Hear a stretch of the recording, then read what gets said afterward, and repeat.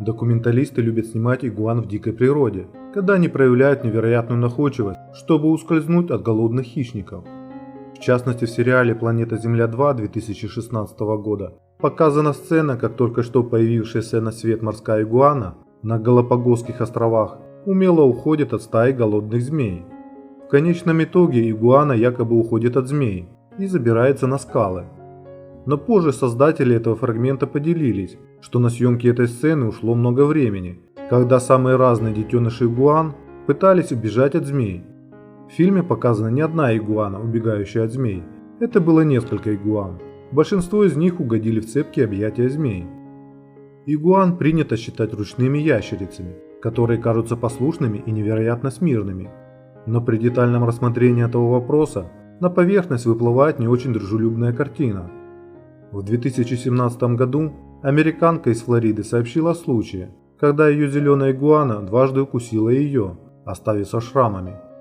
2 года назад она подобрала только что появившуюся на свет игуану возле своего дома и решила взять ее к себе. Сначала все шло прекрасно, но когда ящерица выросла до 120 сантиметров, все изменилось.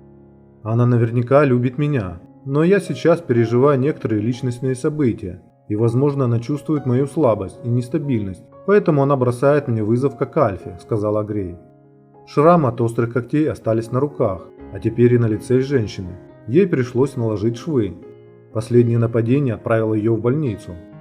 Это была серьезная травма лица. У меня повсюду начала течь кровь, и я стала кричать о помощи, сказала она. В конечном итоге женщине пришлось отдать игуану более опытному владельцу. Доктор Гэри Нельсон из ветеринарного госпиталя Виская Прадо сказал, что поведение дикого животного может меняться с течением времени. Когда они молоды, их легче контролировать и проще с ними справляться. По мере взросления, когда они становятся старше, они на себя берут больше характеристик дикого животного. Он говорит, что гормоны могут послужить появлению агрессии и предупреждает, что не стоит брать этих животных в качестве домашних. Прежде чем вы заведете какое-либо экзотическое животное, очень полезно узнать как можно больше об этом животном. Это будет полезно для вашей безопасности, сказал Нельсон. Игуаны агрессивны, особенно самцы старшего возраста. Они могут быть одной из угроз вашей безопасности, говорится на сайте о зеленой игуане. Если вас действительно поцарапали игуаны, прежде чем идти в больницу, промойте рану проточной водой с мылом, промойте стерильным физиологическим раствором, а также наложите повязку с антибактериальной мазью. Во Флориде при резком уменьшении температуры до 50 градусов часто предупреждают местное население, чтобы они не подходили к окоченевшим игуанам, поскольку они могут стать агрессивными, когда проснутся.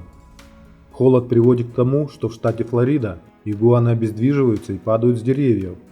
В начале декабря 2017 года температура в этом регионе опустилась до 5 градусов по Цельсию, что вызвало окоченение и падение многих игуан, поскольку эти хладнокровные животные парализуются, когда температура достигает низких значений. Многие посчитали, что эти тропические животные были мертвы и поднимали их, чтобы забрать. Но они были удивлены, когда рептилии начали двигаться и вести себя агрессивно. Один такой случай произошел с мужчиной в городе Кибик-7. Он собрал несколько посеревших игуан, которые упали с деревьев, и понес их в свой автомобиль. Вскоре после этого игуаны ожили, благодаря обогреву автомобиля, и напали на водителя. В январе 2010 года похожие случаи произошли в Южной Флориде, когда регион на 2 недели погрузился в область пониженных температур. Когда обездвиженные игуаны начали падать, друг соседа собрал всех игуан в огромный черный мешок для мусора. И когда мешок был помещен в автомобиль, чтобы увезти их на свалку, игуаны в автомобиле пришли в движение. Это было не очень весело, сообщил местный микробиолог. Чтобы не стать жертвой подобной ситуации, биологи рекомендуют не приближаться к обездвиженным игуанам, потому что они могут почувствовать угрозу и после разморозки укусить вас. Вот в принципе и все об игуанах. Подписывайтесь на канал, если не подписались, и до скорой встречи. Всем пока!